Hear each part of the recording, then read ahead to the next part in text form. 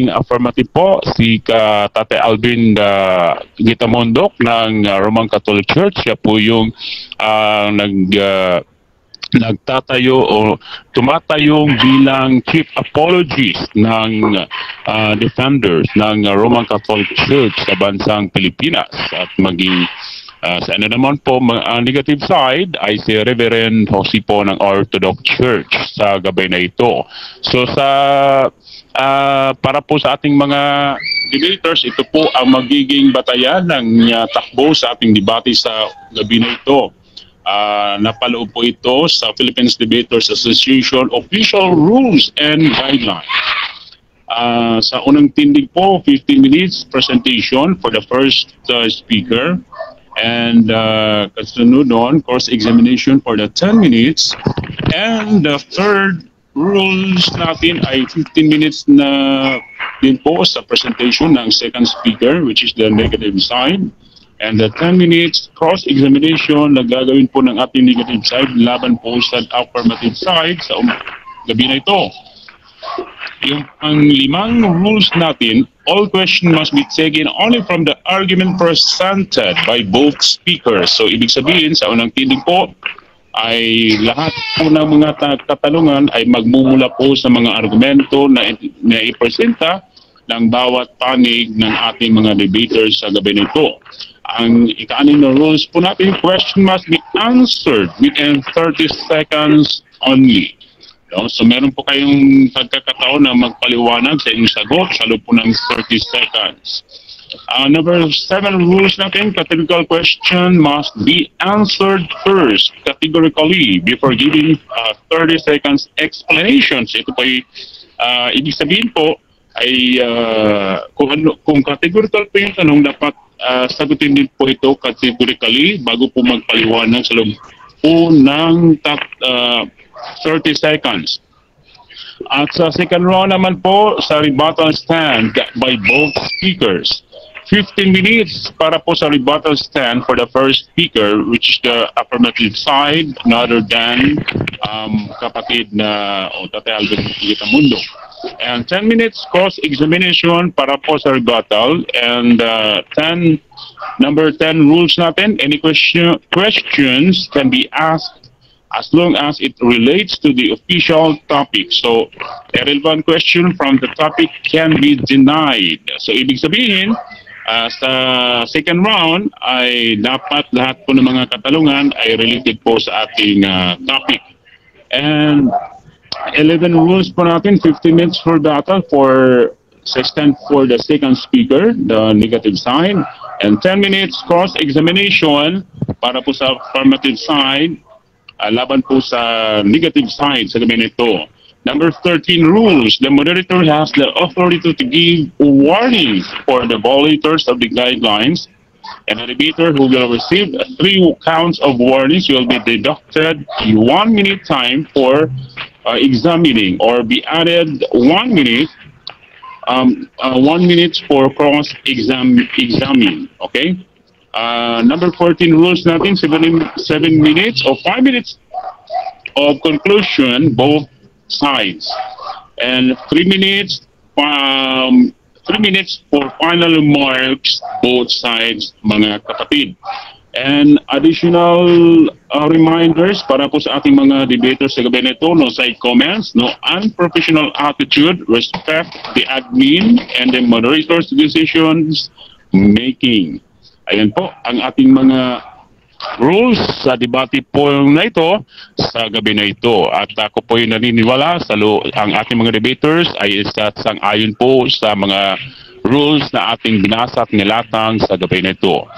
So I would like to confirm sa dalawang panig kung sumasang-ayon po ba sila at magpapasako po ba sa mga rules na ibinigay po natin kanina. Kapatid na Alvin Gitamondok, sumasang-ayon po ba kayo sa mga rules na yon? Yes, Moderator, Brad Joel, I agree. Okay, salamat po for your affirmation, Mr. Affirmative side.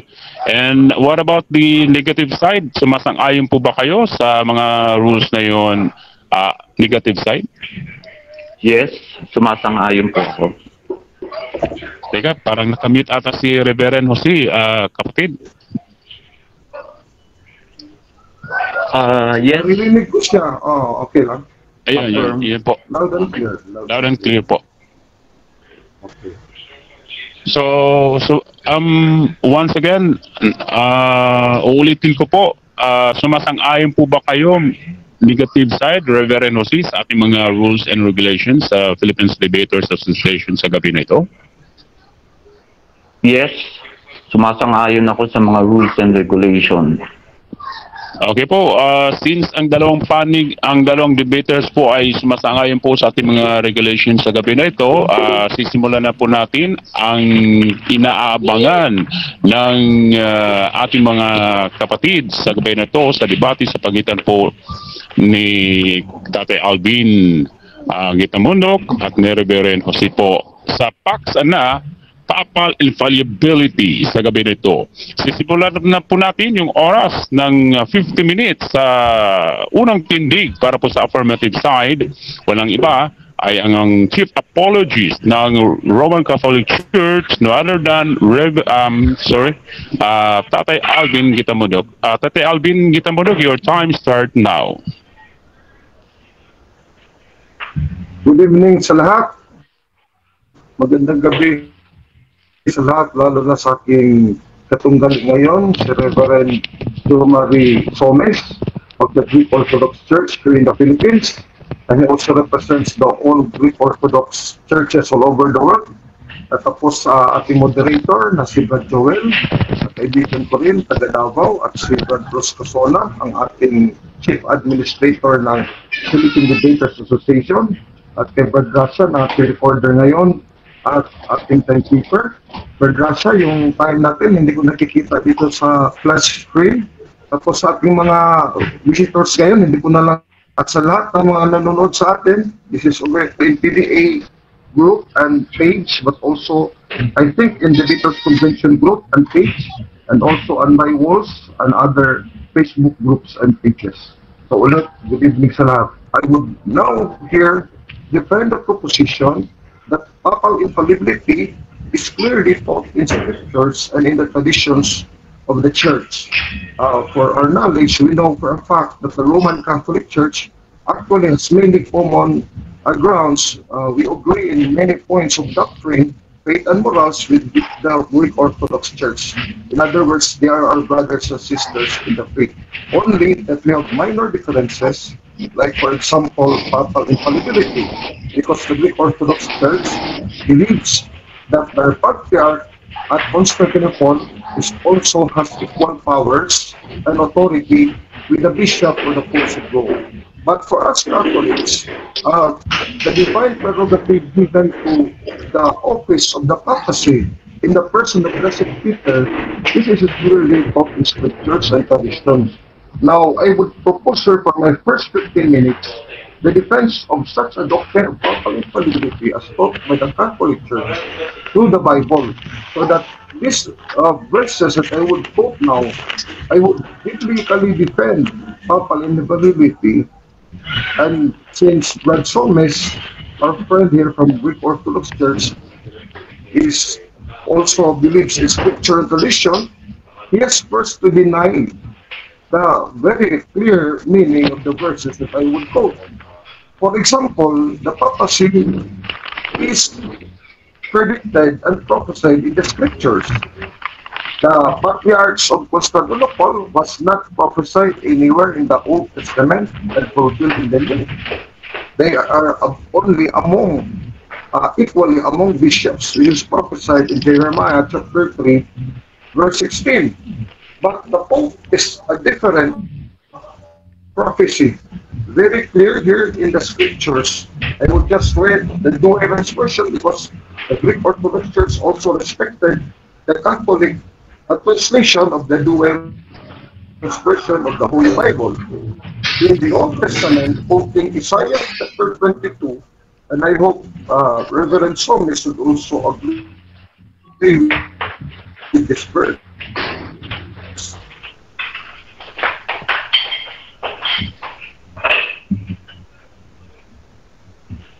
Chapter 22,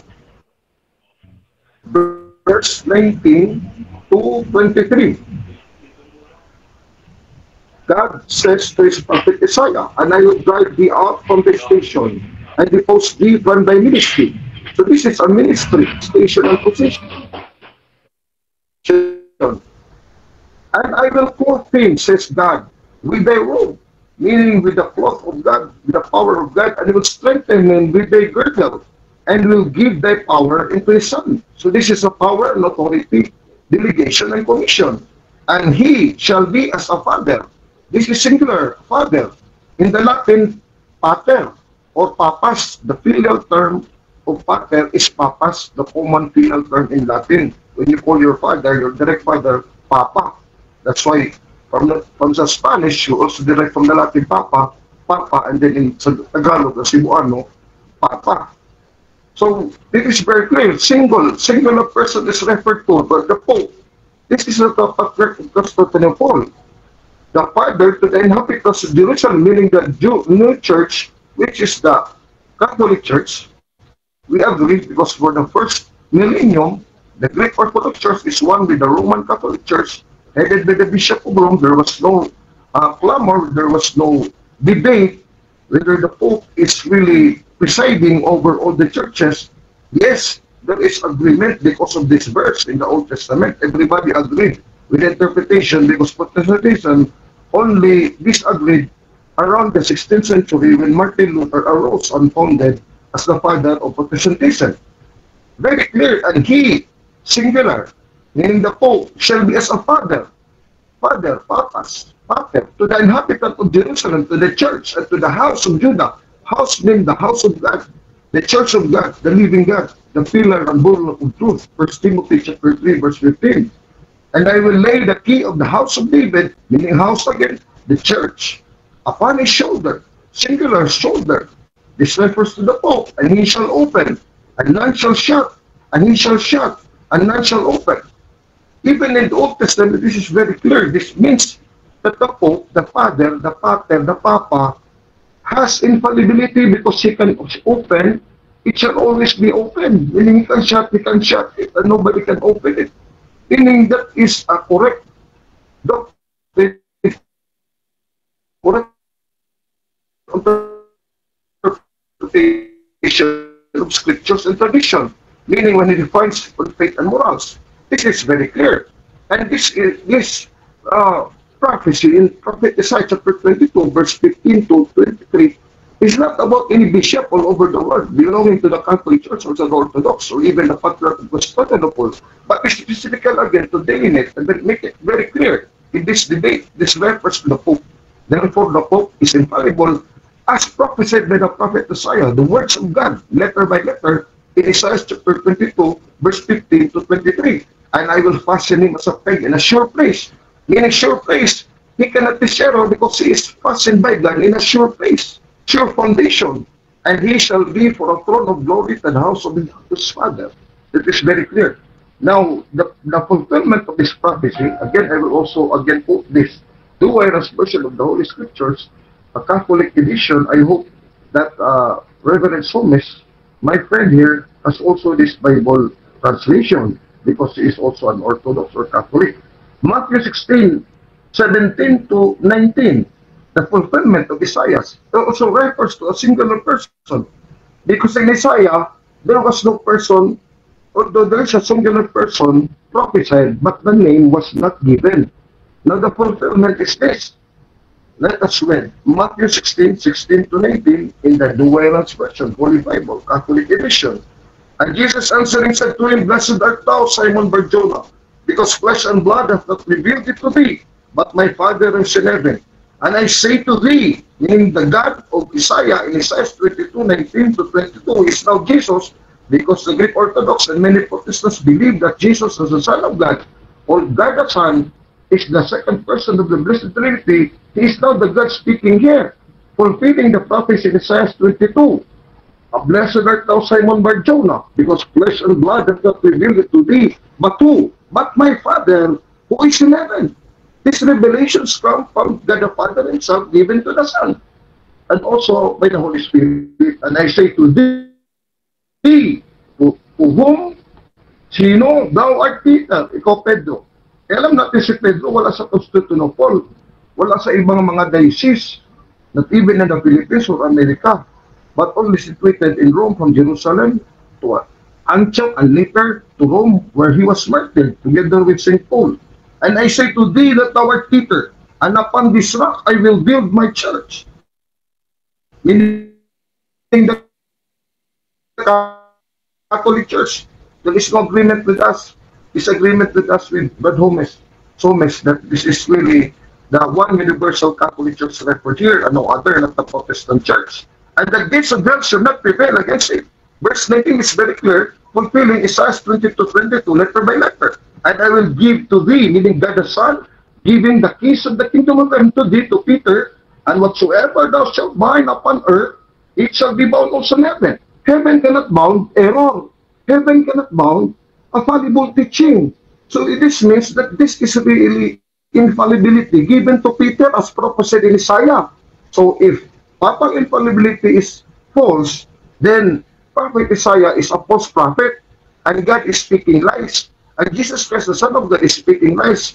And so is Peter and the apostles. And all the scriptures will be a book of lies. No, the scriptures is a book of truth. Daniel 10:21. And I say to thee that thou art Peter, and upon this rock I will build my church, meaning the Catholic Church, and the gates of hell shall not prevail against it. Quoting Isaiah 22:22, letter by letter, in verse 19, and I will give to thee the keys of the kingdom of heaven, singularly, to Peter, and whatsoever thou shalt bind upon earth, the keys of heaven given singularly to Peter, it shall be bound also in heaven. Whatsoever thou shalt loose on earth, it shall be also loosed in heaven. Nothing can be loosed in heaven if it is a wrong doctrine.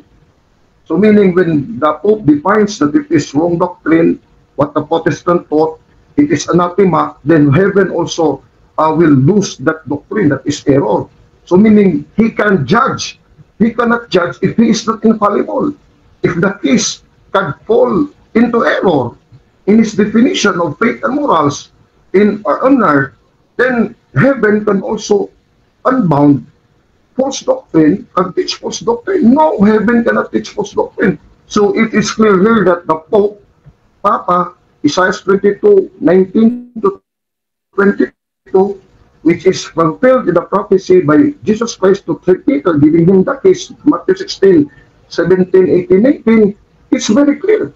Even the word infallible is used here in the Bible. It is not an unbiblical term. No, it is a very biblical term. It is used in Acts chapter 1, verse 3, with our Protestant brethren, which we also agree that this is a good translation in Acts chapter 1, verse 3. Let us read the Holy Scriptures, King James Version. It reads here, to whom he also showed himself, Acts of the Apostles, King James Version, alive after his passion by many infallible proofs. Infallible proofs. Actually, this word infallible came from the Latin. Thank you very much, Mr. Moderator, but Joel. This word infallible, which is used by the King James Version, comes from the Latin verb unfalliere, meaning cannot fail in English. Non falta, it cannot fail. The faith of Peter cannot fail. Infallible proofs being seen of them for today's speaking the things pertaining to the kingdom of God.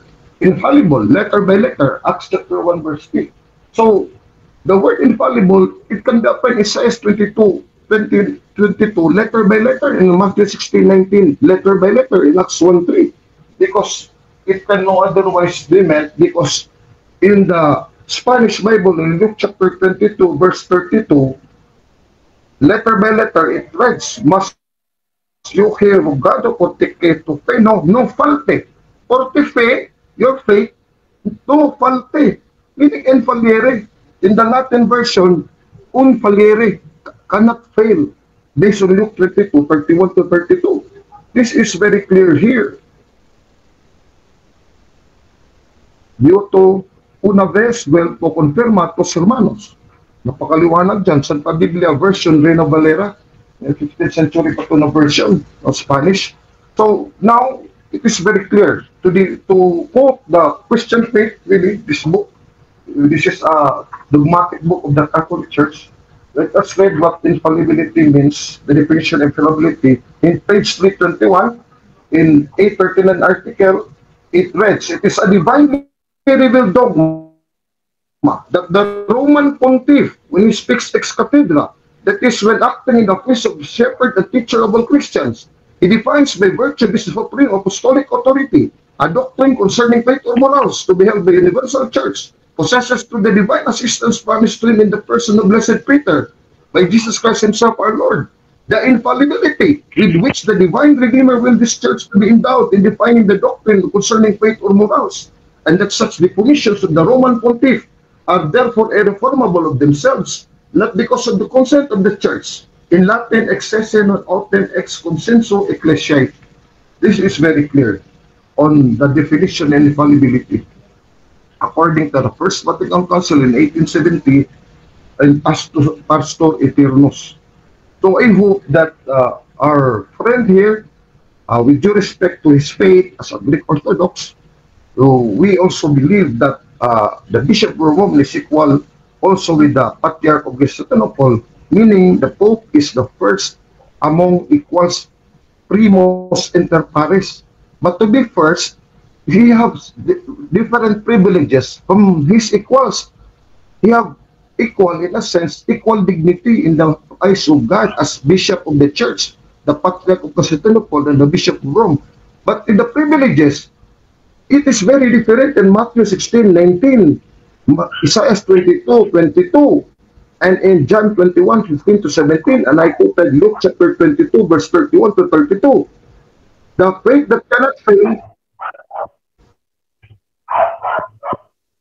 was not given promise in Luke 22:31-32 to any bishop individually, not also to the Patriarch of Constantinople, but only to Peter, letter by letter. Literally, in Luke 22:31-32, it is in the person of Peter, upon which the church is built upon the rock of Peter, in Matthew 16:17, 18, 19, as fulfilled in Isaiah 22, singularly upon Peter, the prime minister of the church, Isaiah 22:19-22. So meaning, this is very clear, he is the teacher of mankind, of the church, the whole church, in John 21:15-17. I hope Brad Somis will agree with me. Sa Juan 21:15-17, talagang ang nagpapakain ng tupa, pati na ng mga head shepherds, is the chief shepherd under Christ, who is no other than Peter. Because sabi ni Kristo, Peter, feed my sheep. Peter, feed my lambs. 3 times to Peter. He did not say to any patriarch. Okay. Time na po, Tatay Alvin. Thank you very much and good evening. Okay po, napakaganda po ng presentation, no, ni Chief Apologist ng Roman Catholic, Tatay Alvin Gitamundo. At titingnan po natin, mga kaibigan, sa gabay na ito kung magigiba ba ng ating negative side, yung unang tindig ng affirmative side sa pamamagitan po ng cross-examination na gagawin po ni Reverend Jose Somis ng Orthodox Church. Reverend Jose Somis, nasa iyo na po ang pagkakataon sa loob po ng 10 minuto para po sa cross-examination na gagawin laban po kay Tatay Alvin Gitamundo po. 10 minutes po sa cross-examination. Your time start now, Reverend Jose Somis. First of all, magandang gabi sa inyong lahat. And this argument ng kay brother about sa una, sa Old Testament, the prophecy in the Old Testament. In the Old Testament, the church is a mystery. Walang prophecy about the church. Ang church ay lumabas lamang yung sinabi na ni Christ kay Peter, upon this rock, I will build my church. Mystery ang church. Walang prophecy, not a single verse in the Old Testament na tumutukoy sa church. That's one. Okay? Teka, cut the time muna. Moderator's time. Reverend Jose Somis, sir. Nasa pagtatanong po kayo, sir. Okay, magtatanong muna ako. Opo, magtatanong po kayo. Nasa 10 minuto bago po kayo tindig po sa inyong side. Sige po, sa loob po ng 10 minuto po. Okay. Sinasabi po ninyo na in the Old Testament, meron doong tumutukoy sa Jeremiah about sa Pope sa Rome. Ayun po bang Pope na yun tumutukoy kay Peter o Pope na yun? Kay Peter ba yung Isaiah, Jeremiah na prophecy? Or doon dito sa Pope, sa Roman Pope ngayon?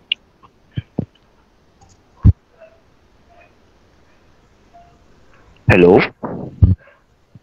Tata Alvin? Answer. It refers.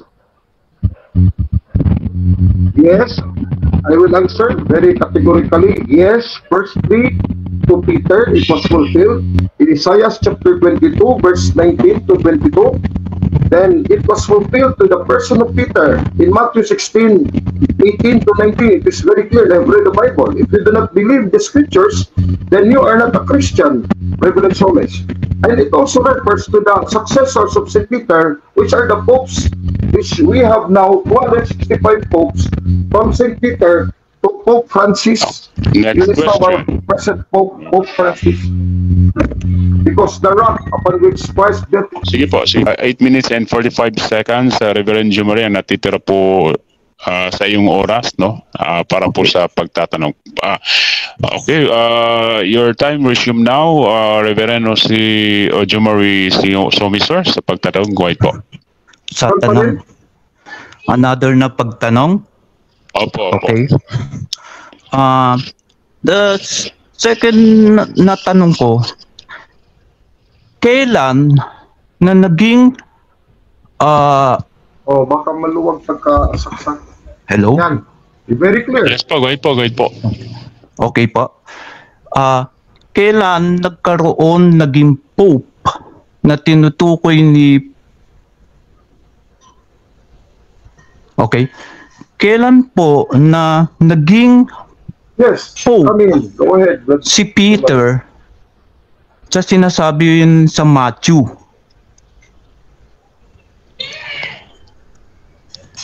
Wala naman sinasabi doon about Pope. He's the chief. Ang sinabi lamang doon, feed my Kailan? sheep. Okay, I will answer you, Reverend Jomari. Okay. Okay, well, I answer you, Reverend Jomari, your question.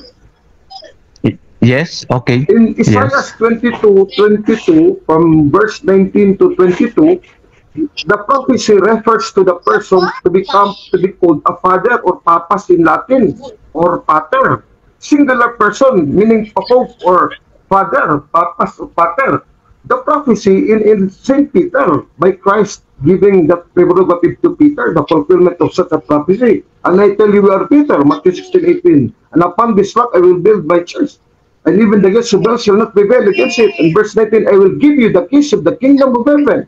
Whatsoever you bound on earth shall be bound in heaven. Next Whatsoever you loose question. on earth shall be loosed in heaven. That is quoting Isaiah 22:22, letter by letter. Next question.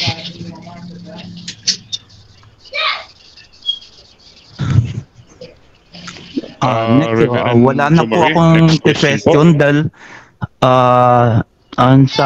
sa akin ay sasagutin lahat ang mga argument niya sa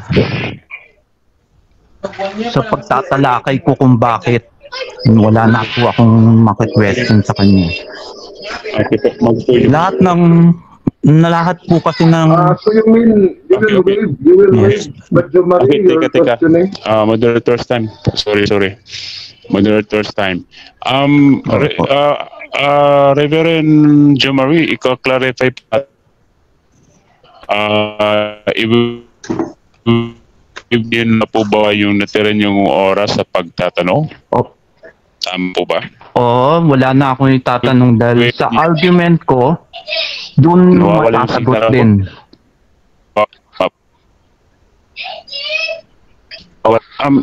Reverend Jomari, ika-clarify po natin. I-waive niyo Pwede na po pong ba yung i-wave natira na niyong lang oras sa natin dun sa pagtatanong? Tama po ba? Dahil doon ko din masasagot. Okay. Okay, sige. Okay po. Granted po. Sige,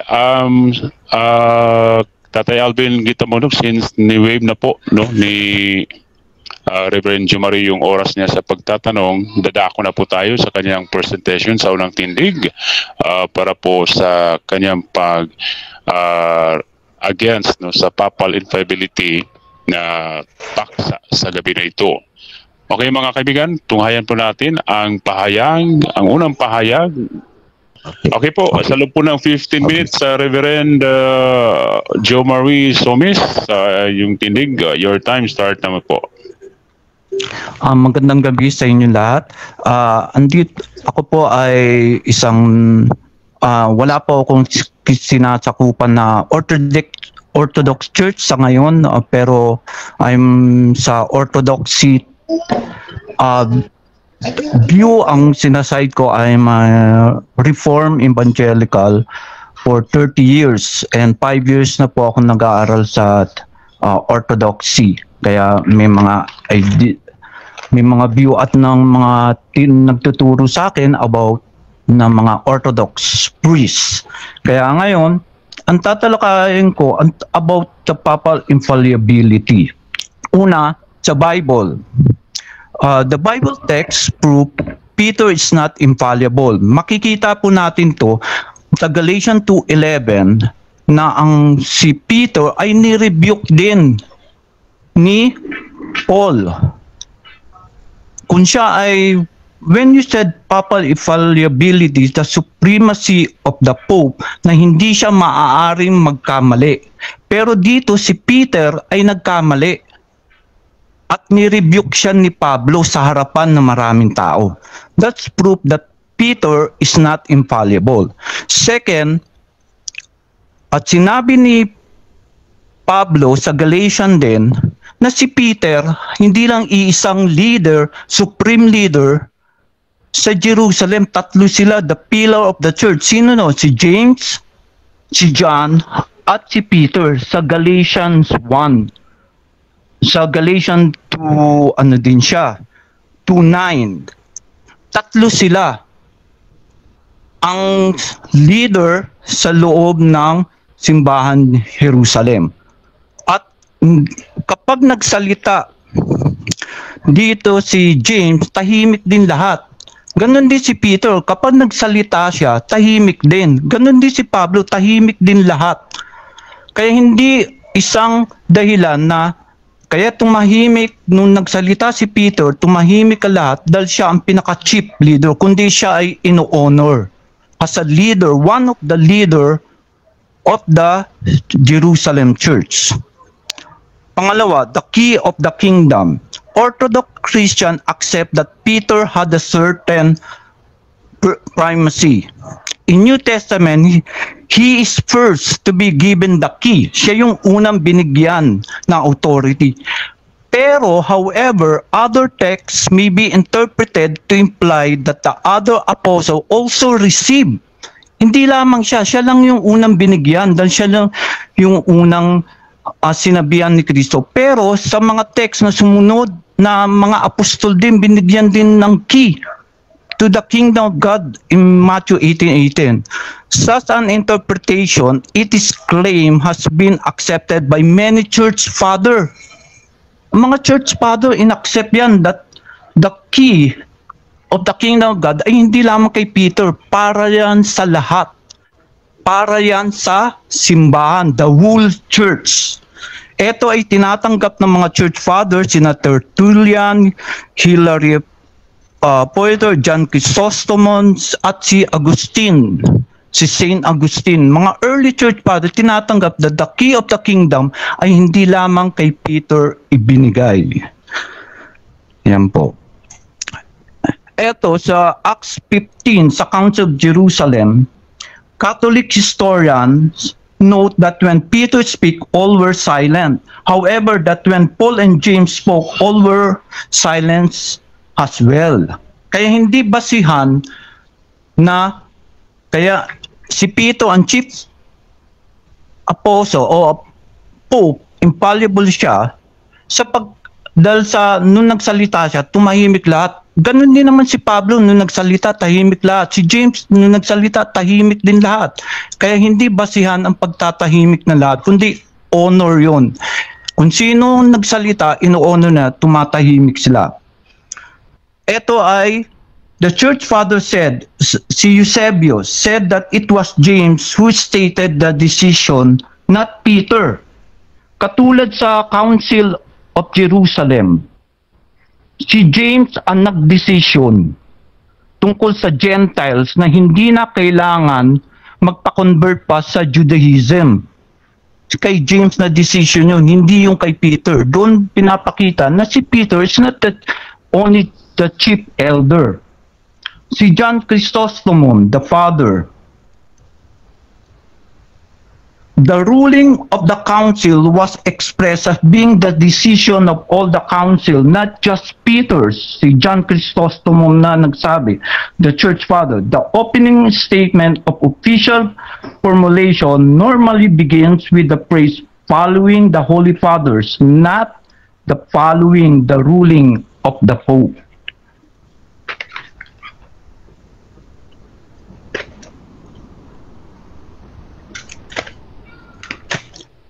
And another argument from the church council, not one ecumenical council tinatanggap. Ang ecumenical council ay binubuo ng Jerusalem, Antioch, Alexandria, Rome, and Constantinople. This is a 5 metropolitan church. At may kanya-kanya silang mga pope dyan. Not one ecumenical council was called by a pope. All were called by Byzantine emperor.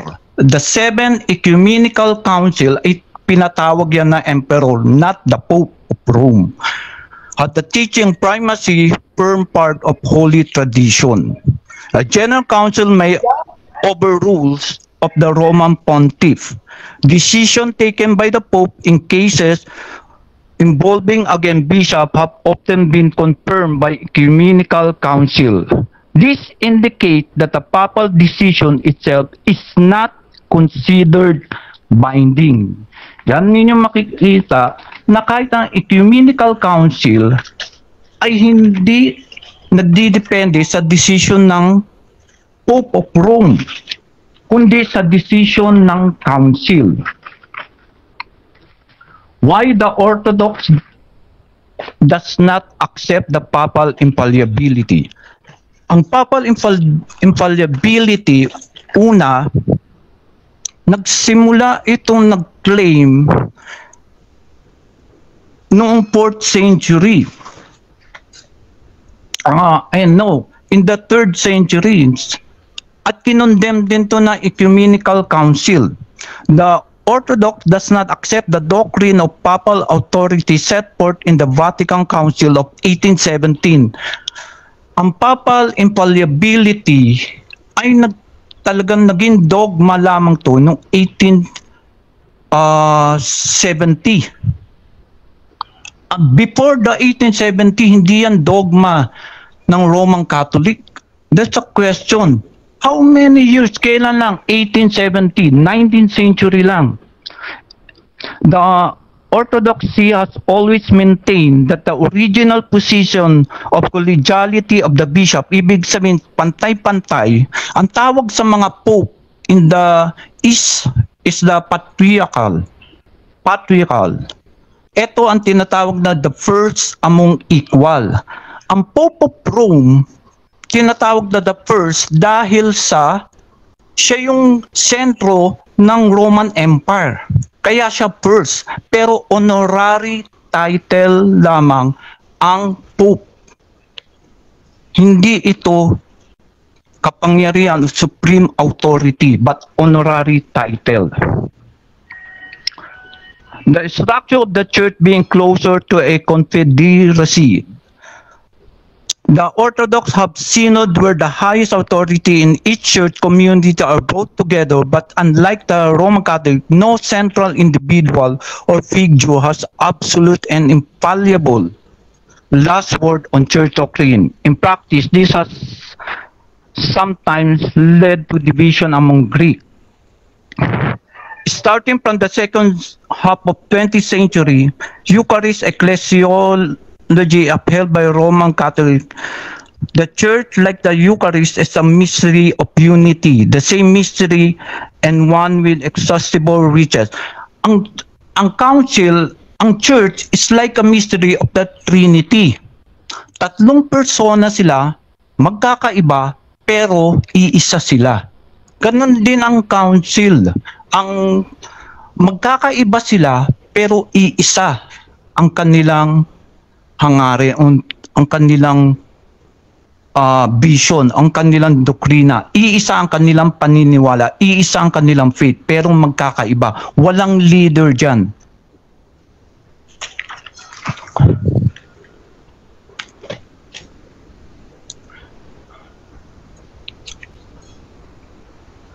Ang Pope, ang unang nagbigay ng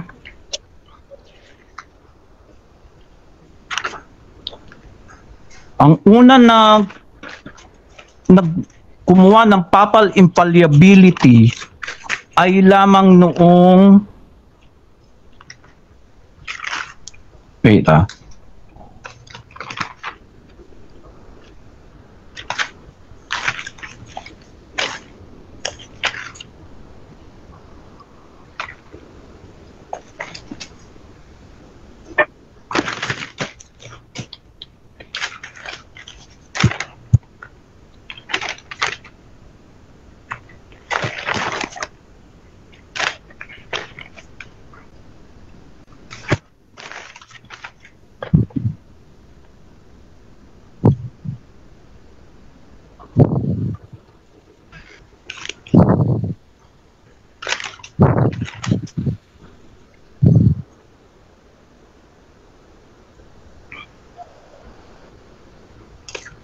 ang unang nagbigay ng Pope ay si the 13th Alexandrian Bishop, si Heraclius, noong only 3rd century. Doon lang talaga tinawag na Pope. Siya ang unang gumamit na ito. In the second, in the first, walang tinatawag na Father. Kundi ito ay si Heraclius ng Alexandria, Egypt, hindi sa Rome. Ang unang lumabas ng Pope. And this title was applied informally sa lahat ng bishop, hindi sa iisa. It only began to be used particularly for the Bishop of Rome in 1075 kay Pope Gregory VII. Issue a declaration widely this by the established convention. By 6th century, this was also the normal practice. Kaya makikita ninyo, ang Pope infallibility ay bago lang yan. Wala yan katuruan in the Bible o katuruan ng early church. Sa Ecumenical Council, walang tinuturo na may iisang papal infallibility. Naging doktrina lamang yan in the 19th century. Kaya ang papal infallibility, biblically, wala siyang basihan. Secondly, historically, wala din siyang basihan sapagkat papal infallibility ay ginawa lamang yan noong 19th century ni Pope Gregory VII na nag-split na, humiwalay na ang Roman Catholic sa ecumenical noong 1054, noong 11th century.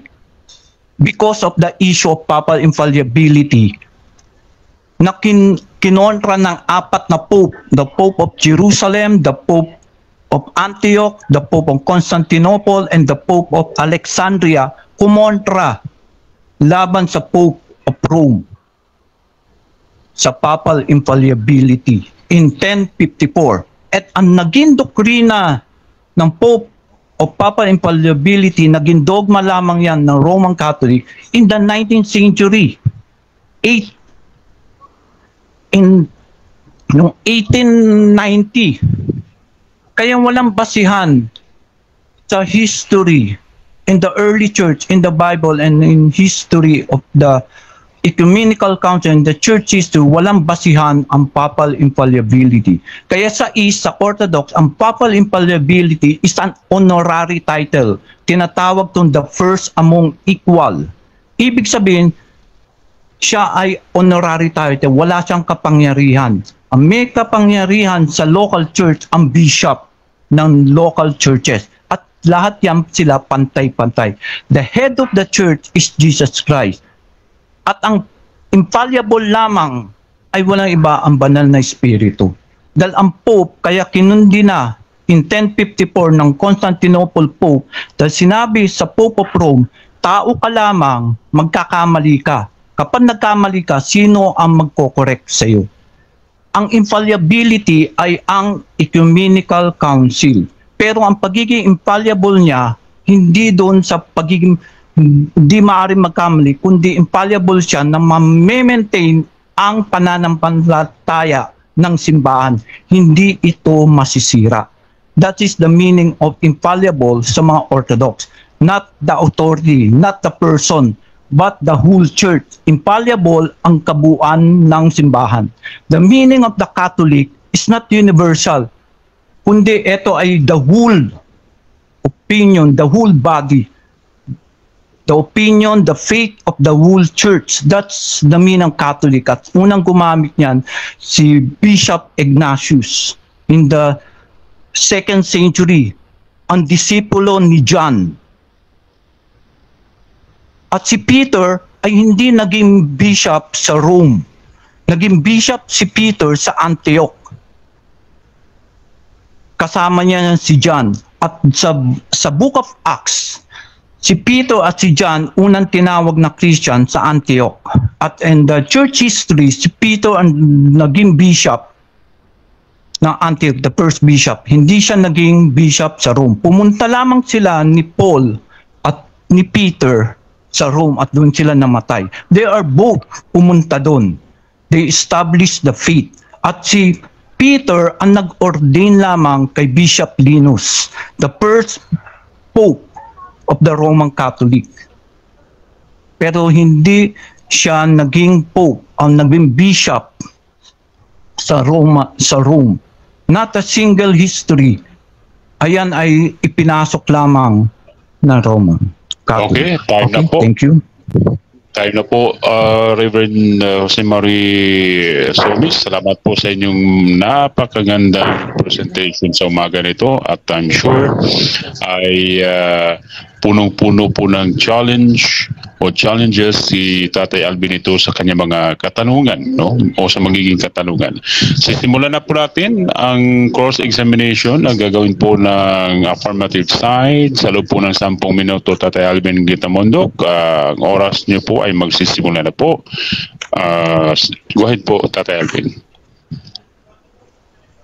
Yes, good evening ulit. Ating butihing moderator, Brother Joel, at again sa ating butihing katunggali ngayon, si Greek Orthodox Church, si Reverend Joe Mark Somes. Ang unang tanong ko ngayon sa cross-examination ay ganito, Reverend Somes. Ito bang letter for letter, letter by letter that I have read in Isaiah chapter 22, verse 17 to 23? Don't you believe this, that there is a father or a papa? A singular father, papa. A father to the inhabitants of Jerusalem and to the church. Don't you believe this, letter by letter, na may isa talagang tatay o papa ng pamamahay ng Diyos, ng bahay ng Diyos, ng iglesia? Yes. Do you believe this, yes or no? You don't believe this? Yes, I believe there is sa Jerusalem may Pope, may Father. Pero iba yung Pope sa meaning sa amin, Ang Pope sa amin is the honorary title, the first among equal. Dahil ayan ay tinatanggap yan. Tawag sa Pope dati sa Rome is the first among equal. Honorary title. In the Ecumenical Council, tinatawag ang Rome the first among equal. Dahil siya yung una, hindi dahil siya yung unang Pope, kundi ang Rome ang unang metropolitan ng empire. Kaya siya the first among equal. Sunod na tanong, Reverend Somes. Sabi mo ngayon pa lang, very clear, napakaliwanag, that you believe in these words of Prophet Isaiah, prophesied by God to the Prophet Isaiah, Isaiah chapter 22, 19 to 23, letter by letter. But earlier, in your stand, in your first negative stand, Choppy? Medyo choppy, hindi napuputol. Pakiulit. you said that there is no Pope in the Bible. Walang Papa, walang sa Biblia. So, alin ngayon ang tama? Reverend Somes. Ang word na Pope, okay po.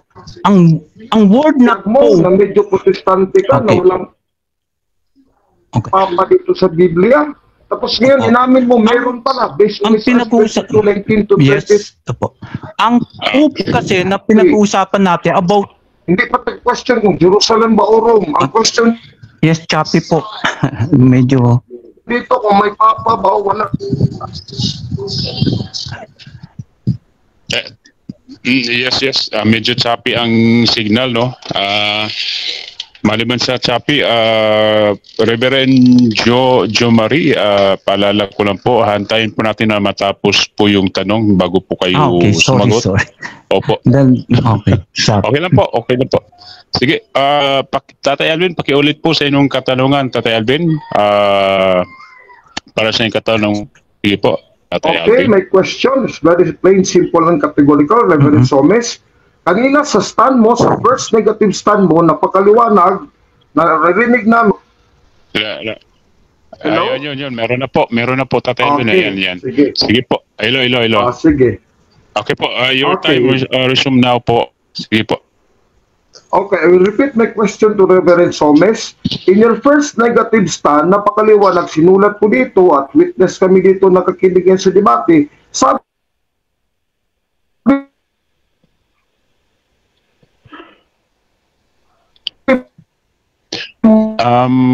Kapatid na siya, katatay mo sa na. Biblia Medyo pa lang, biblically, scripturally, walang Papa. Hindi pa yung question kung sa Jerusalem ba o sa Roma ba. Teka. Teka muna. Tatay Alvin, medyo choppy Hello, po hello? ay yung signal. Choppy ba, choppy? Putol-putol po. Opo. So, I will repeat again my question to Reverend Somes. In your first negative stand, lahat kami dito witness, sinulat ko dito, categorically sinabi mo na walang Papa sa Biblia. No Pope in the Bible, scripturally. Tapos ngayon, umamin ka, meron palang Pope sa Jerusalem. According to you in your interpretation in Isaiah 22:15 to 19. My categorical question is this, just between the two options. Ano bang tama? Ano bang sinungaling? Yung sinabi mo kaninang tama o sinungaling yun? Kung ngayon ang sinabi mo may Papa pala sa Biblia, sa Jerusalem lang, saan ba talagang totoo? Alin sa dalawa? Which is true. Kasi contradictory yung statement mo eh. Lilinawin ko lang po, noong sa Bible na Jerusalem, hindi po tinatawag na Pope si Peter. Ang Pope, lumabas lang ho yan in the time of the 3rd century. Objection, Mr. Sa Moderator. Jerusalem Church. Okay, Objection. objection. Merong objection. Yes, what Hindi. is your objection, Mr. Affirmative side? Ang objection ko, Brad Joel, Mr. Moderator, kasi nagpahayag na siya ngayon sa unang tanong ko na agree siya may Pope sa Jerusalem. Hindi pa yun nag-debate kami kung si Peter ba yun o kung sino ba yun. Nag-agree siya may Pope sa Jerusalem. Yun ang katuparan ng Isaiah 22:15 to 23. Ngayon, ang kanina, sa negative stand niya, sabi niya, walang Papa sa Bible. Napakaliwanag, hindi categorical. So, pipiliin ko siya ngayon, Mr. Joel, Moderator, alin ba sa dalawa ang tama o sinungaling na statement? Kasi dalawa contradictory. Saan ang Yes, tama tama doon? po. Saan mali? May isang mali doon, may isang tama. Saan Yes, doon? tama. Sige. Kuha ko na po yung katanungan niyo po. Negative side, pakisagot po ng categorically. Opo. Pagkatapos niyan, meron po kayong 30 seconds na magpaliwanag. Alin po doon yung tama po?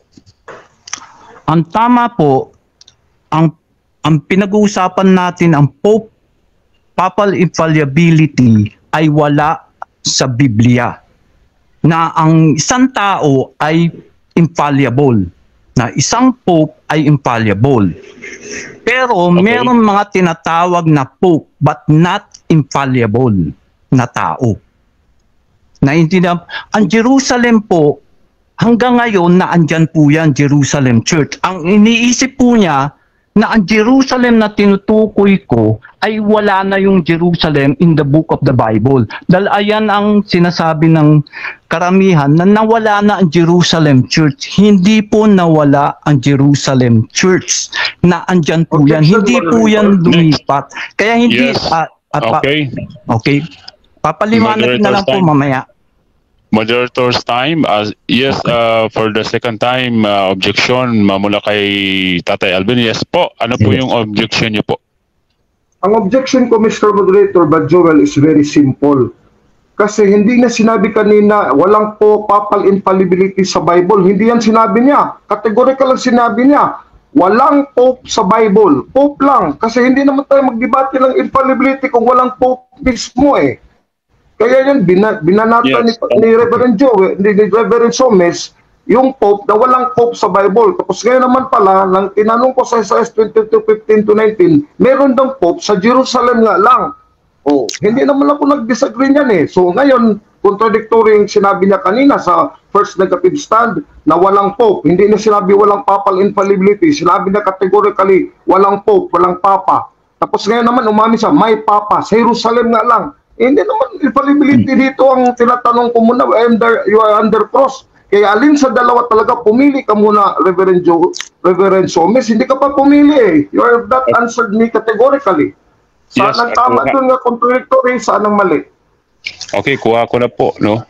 Ulitin po natin dahil hindi po sinagot ng diretsahan ni Reverend Jumari yung tanong ni Tatay Alvin, alin po doon yung tama sa mga sinasabi mo na dahil doon ay magwa-warning po tayo, no? First warning kay Reverend Jumari para po. Opo. So, magpili muna kayo doon kung alin po doon ang tama at meron po kayong 30 seconds na magpaliwanag, Reverend Jumari po. Ang salitang Pope, lilinawin ko lang, Pope ay wala na salita sa Biblia. Ang nasa Biblia, ang Hebrew saka Greek, ang tinutukoy na Pope, Father, Patriarchal, meron. Katulad ng patriarchal na not the word na Pope. Okay? Not the word na Pope. Moderator's time. Ako pa po. Yes, Reverend Jumari, maliwanag po kasi yung tanong ni Tatay Alvin, o categorical po yun. Pinapapili po kayo, alin po sa dalawa yung tama, yung una mong tindig na walang Pope sa Biblia, o yung sagot mo ngayon na meron naman pala Pope. Yun po yung tanong kasi ni Tatay Alvin. Opo, ma'am. Okay. Magpili po kayo. Okay. Yes po. Teka. Sige. Sige, ulitin ko. Okay, we'll repeat the question. Very categorical, plain and simple. I asked Reverend Somes. Now he answered, walang Pope sa Bible. Again, napaliwanag, second time na ngayon, nasa sagot niya. So saan ang tama doon ngayon, Pastor Reverend Somes? Yung sinabi mo bago pa lang, a few seconds ago, na walang Pope sa Bible, tapos later kanina sinabi mo, merong Pope, nasa Jerusalem lang. Saan sa dalawa yun? Kasi walang Pope at merong Pope, contradictory yan. Reverend Somes, please answer us. You're contradicting yourself, which is true, which is false. Okay. Una, ang question kasi ay medyo nilalagay ako sa alanganin dahil mali. Dilema talaga. Sandali lang po. Iba yung tinutukoy mong salitang Pope, wala yan sa Biblia. Ang tinutukoy na Pope, dahil pinag-uusapan natin, Pope infallibility. The Pope of Rome. The Pope of Rome ang pinag-uusapan, wala sa Bible. Pero kung sasabihin mo word na Father, marami yan. Pero hindi yan tumutukoy. sa Moderator's time, Reverend Jumari. Okay. Walang, una, walang Opo, Pope. teka muna. Teka Okay. muna. Opo. Malinaw po sa ating rules, Reverend Jumari, na wala pong side komento, no? Oh, okay. Sorry.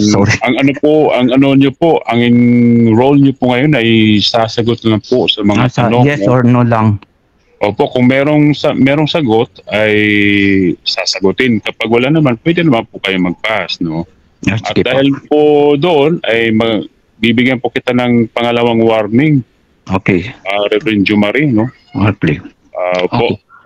Opo, meron po kayong yung tanong kasi ni Tatay Alvin. Objection, Mr. Moderator. Categorical po yun, mamili po kayo doon. Alin po yung tanong? Yes po, ano po yung objection, Mr. Affirmative said? Ang objection ko, Brad Joel, Mr. Moderator, kasi bago na naman yan yung inamin na walang Pope sa Bible. Sa Bible ha? Walang Pope sa Bible.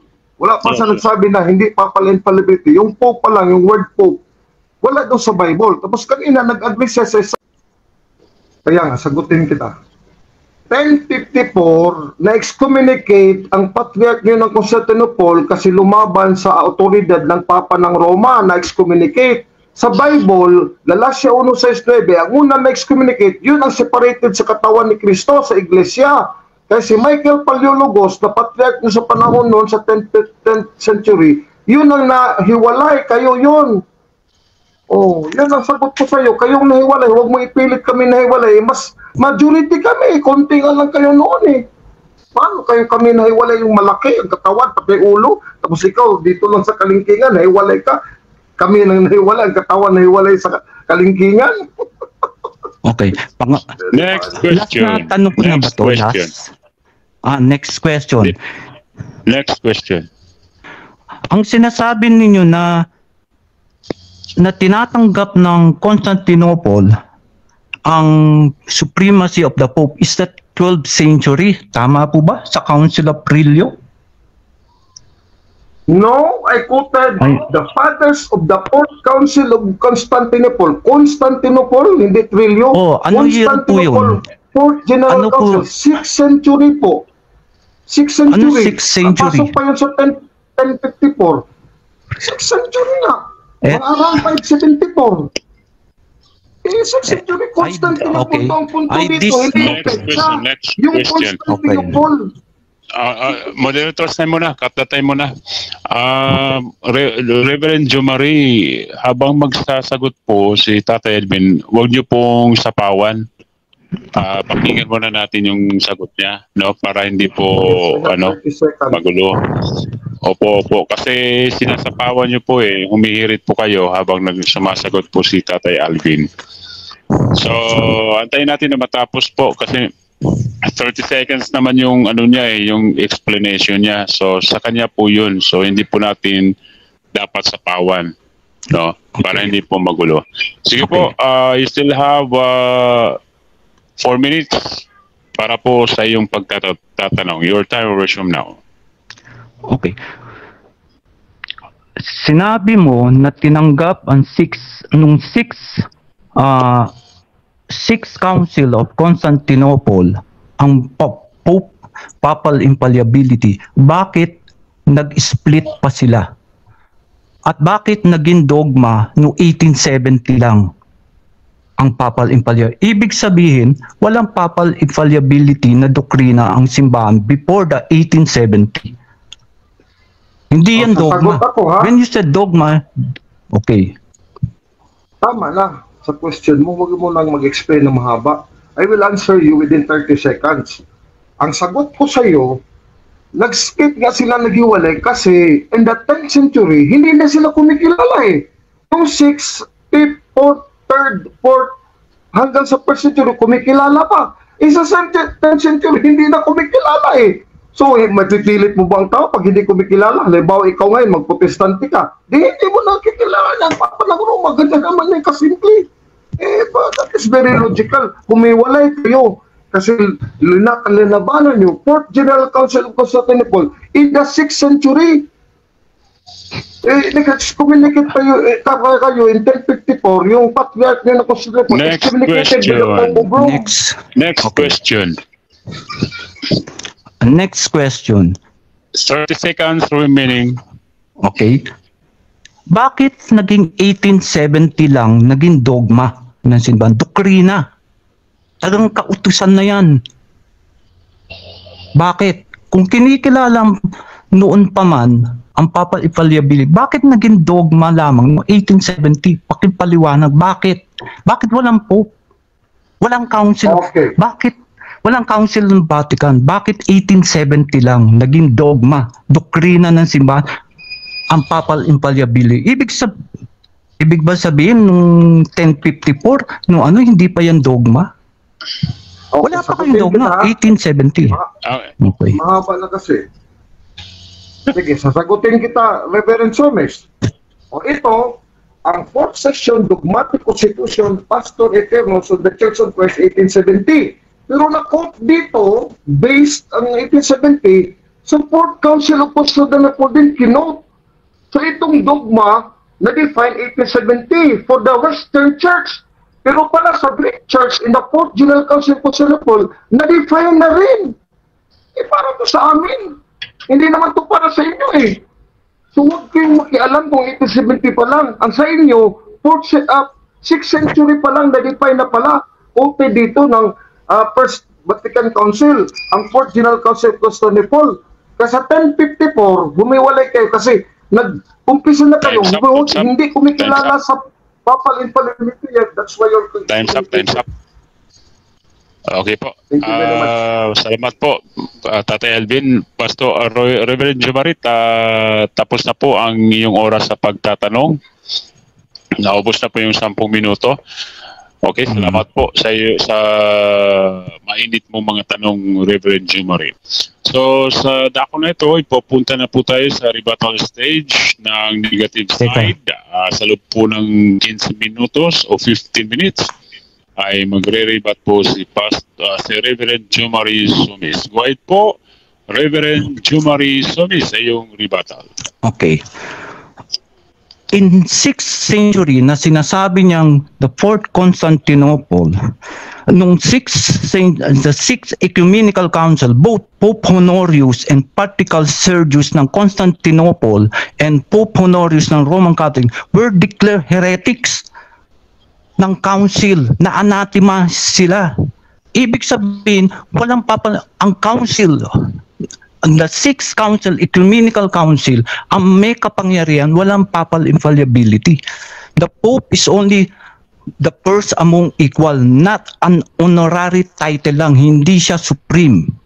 At ang sinasabi, at yung 1870 lang, ginawang dogma, ng Roman Catholic lang ang gumawa niya, ng Vatican Council I.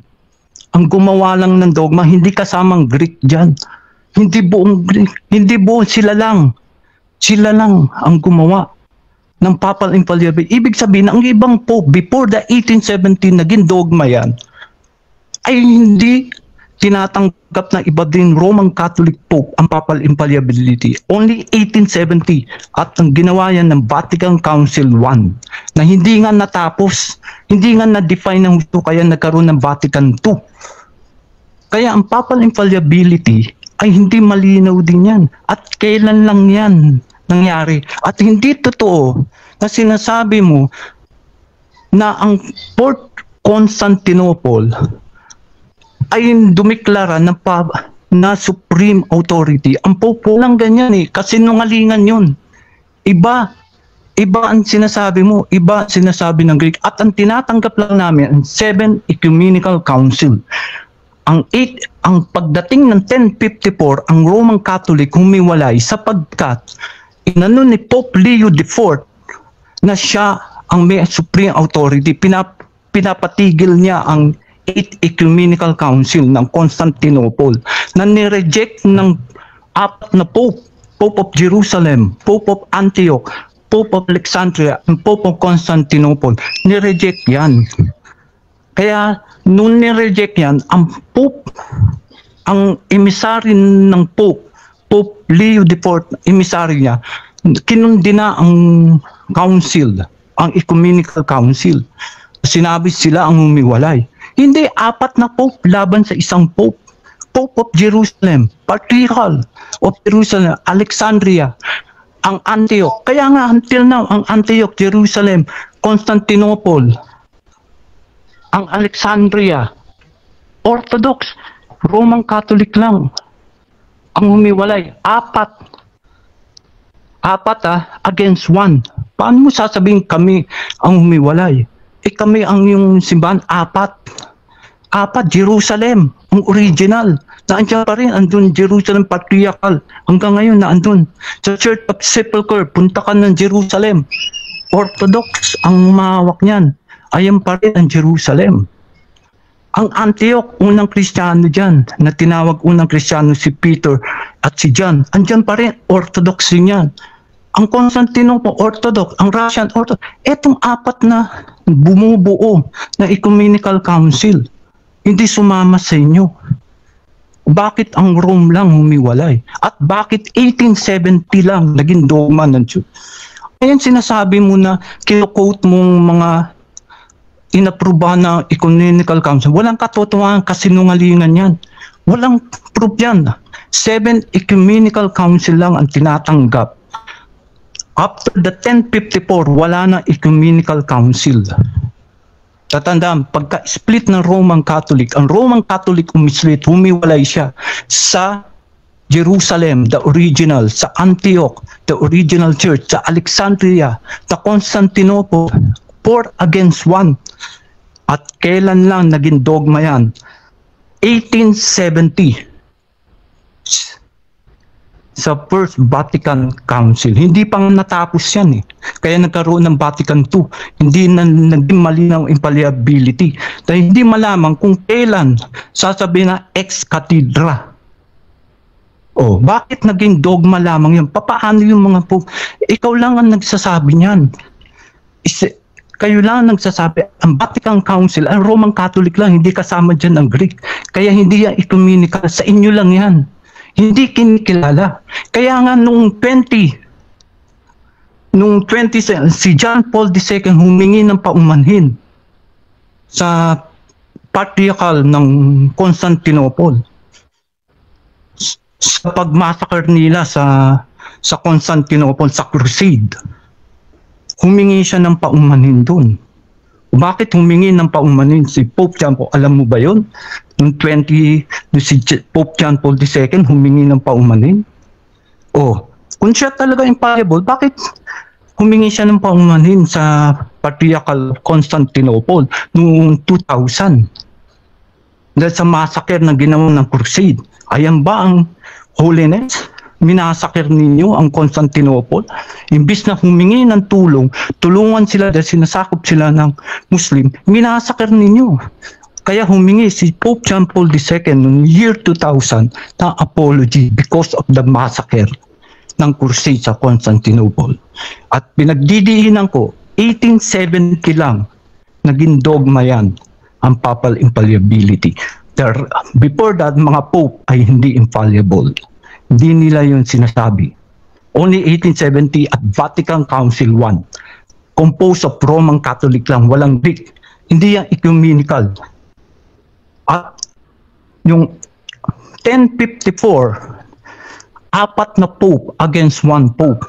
Pope of Rome against the Pope of Jerusalem, the Pope of Antioch, the Pope of Constantinople, the Pope of Alexandria, Egypt.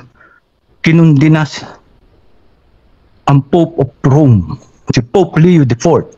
Diniklara niya ang papal infallibility, doon nagsimula yun. Supremacy, pinapatigil niya 8 Ecumenical Council. Ayun sinasabi mo. Kaya walang katotohanan yan ang mga binabasa mo. Side ninyo yan. Binabasa mo lang yung side ng kwento ninyo. Pero side ng kwento namin hindi yan. Hanggang 7 Ecumenical Council lang ang tinatanggap. And there's a proof, hanggang doon lang yan. Pagka ang Roman Catholic ang nag-split, bakit anong patunay? Ang Jerusalem, Antioch pa rin yan. Ang Antioch, Orthodox pa rin yan. Jerusalem, Orthodox pa rin yan. Kahit pumunta ka sa Jerusalem, sa Church of Sepulchre, Orthodox pa rin sila. Ang Alexandria, Orthodox pa rin. Ang Constantinople, Orthodox pa rin yan. Apat yan, Orthodox pa rin. Kayo lang ang tinanggal ninyong word na Orthodox. Bakit? Sapagkat gusto ng Pope ninyo, siya ang supreme. Hindi. Honorary title lang yan. As an honor. Hindi authority. Hindi tinatanggap ng authority ng Pope. Kaya nga, nag-split sila dyan. 1054 ang simula ng split ng Ecumenical Council. Humiwalay ang Roman Catholic against 4. Kaya tingnan mo, still, Orthodox pa rin ang Jerusalem. The original church. Antioch, Orthodox pa rin. Ang Alexandria, Orthodox pa rin. Constantinople, Orthodox. Only Roman Catholic ang inalis niya ang word na Orthodox. And Vatican Council I, 1870, na dumiklara ang Papa Impalliability, is only Roman Catholic. Wala dyan ng Greek. Nasa ano niyan, dogma niyan. And 2000, si Pope John Paul II, humingi ng apology sa Patriarch ng Constantinople because of the crusade na ginawa ng minasakir ninyo ang Constantinople. Bakit humingi ng apology si Pope? Hindi mo ba alam yun? Nasa ano yun? Basta i-search mo ang apology ni Pope John Paul II. Kung infallible siya, bakit siya humingi ng apology? Sagutin mo yan, bakit humingi ng apology si Pope John Paul II in 2000 sa Constantinople? Ayan ang katanungan ko. At bakit 1870 lang ang naging dogma ng Roman Catholic ng Papal Impalliability? Before that, hindi tinatawag na infallible ang Pope of Rome. Kaya dito, makikita na walang katotohanan ng mga sinasabi niya. Side lang niya yan. Kwento lang niya yun. Kahit i-research ninyo sa Google, wala na tayo itatawag. Search ninyo. Ang nangyari sa Ecumenical Council, 1054, the reason kung bakit humiwalay. Sino humiwalay? Ang Rome. Hindi ang Constantinople. Buo pa rin sila. Jerusalem is still Orthodox. Antioch is still Orthodox. Alexandria is still Orthodox. Ang Constantinople is still Orthodox. Roman Catholic lang ang nag-alis ng Orthodox. And 1870, lamang naging dogma yan. Vatican Council, only the Roman Catholic. Wala dyan ng Greek ang nag-approve niyan. And 2000, nag-apologize si Pope John Paul II sa Pope ng Constantinople. Kung siya ay infallible, bakit siya nag-apologize? Inamin niya ang pagkakamali ng crusade. Pagmasaker ng Constantinople. Hanggang dyan lang yan. Hindi pwede tayong kwento mo lang, bias. Marami tayong kwento, pwede tayong magkwento. Pero i-search ninyo sa Google. The reason, the 1054, the massacre of Constantinople, sinong gumawa niyan? Year 2000, Pope John Paul II, bakit nag-apologize? Ano ang dahilan? Kailan naging dogma yan? Search. Hindi puro kwento tayo, madali tayo magkwento. Pwede ako magkwento. Di din ninyo ako paniniwala kwento. Di search ninyo. Pero wala tayong oras dito kung isa-isahin ko pa mga council.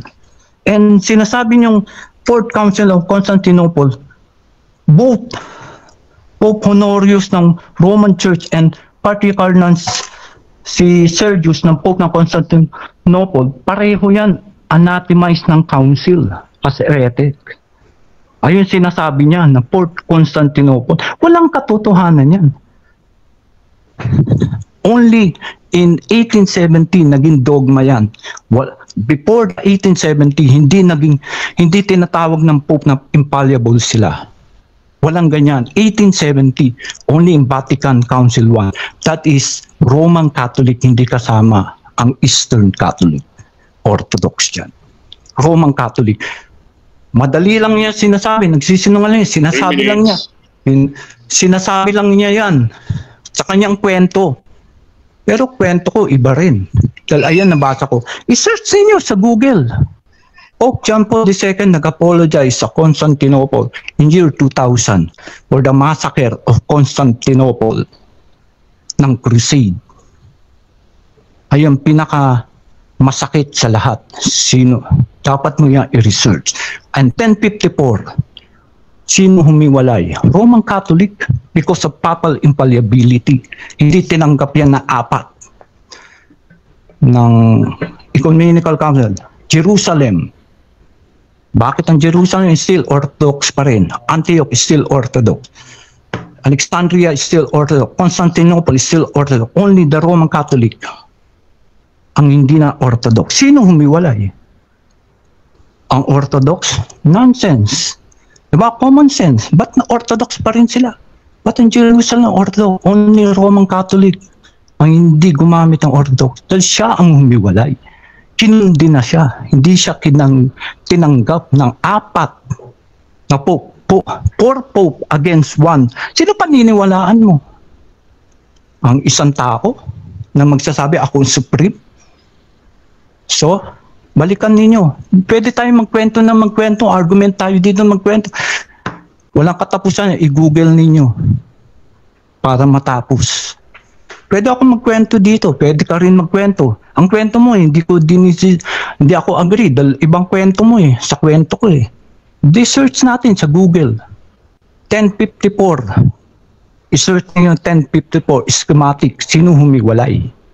And 1870, the Vatican Council 1. Sino yun? Roman Catholic lang yun. Walang Orthodox doon. Kaya hindi yan ecumenical. Hindi yan tinatanggap. And Pope John Paul II apologized sa Pope of Constantinople sa massacre na ginawa ng crusade.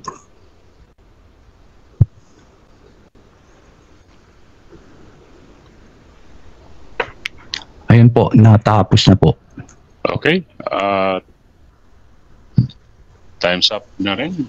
Tama, ano? 9:05 po nagtatapos yung rebuttal stage. Salamat po, Reverend Jumari Somis, sa yung rebuttal. So sa panahon na ito mga kaibigan, alas 9 na po, ay dadako na po tayo sa cross-examination ng negative side laban po sa sa affirmative side laban po sa negative side. Tate Alvin, meron po kayong 10 minuto para po magtanong kay Reverend Jumari Somis. Your time start now. Okay, thank you very much, Mr. Moderator, Brad Joel. At sa ating katunggali ngayon, ang amigo na si Brad Reverend Somes. Ang tanong po, Reverend Somes, alin sa 7 General Councils ng Church, ng Iglesia Kristiyana, from the 3rd century, yung sinasabi mo before the 10th century, na ang nag-preside, the Patriarch of Jerusalem, pag may na-quote ka na isang council sa 7 General Councils na tinanggap mo, and it is presided by the Patriarch of Constantinople, panalo ka na.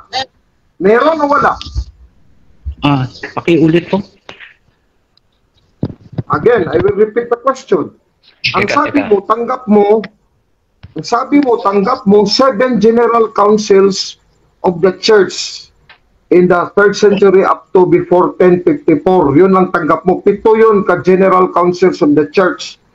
Hindi pa nagkahiwalay ang Western at Eastern sa 1054. Tanggap mo yun. Ngayon, ang tanong ko sa iyo, alin sa 7 na ang nag-preside dyan, kahit man lang isa lang na council sa 7, o ang 7 na ba, is it presided by the Patriarch of Constantinople or not? Kung meron kang ebidensya, pakita mo libro, huwag kwento. Ang 7 Ecumenical Council, ang nag-preside dito ay ang Orthodox, ang Constantinople, ang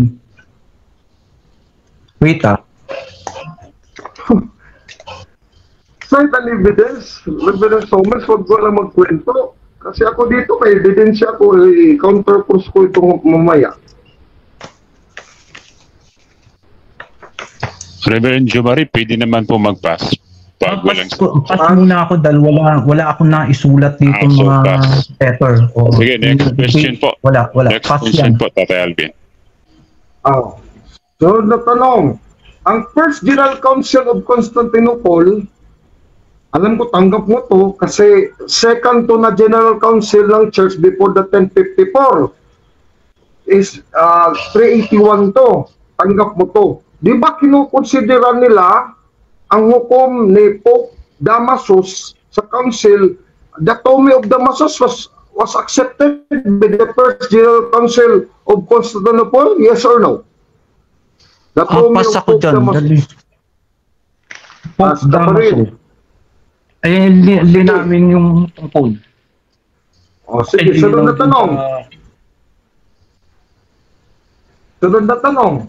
Dito sa General Council of Ephesus, di ba kinikilala nila leader dito, Pope Leo the Great? Tanggap din nilang aral at judgment ni Pope Leo on the General Council of Ephesus.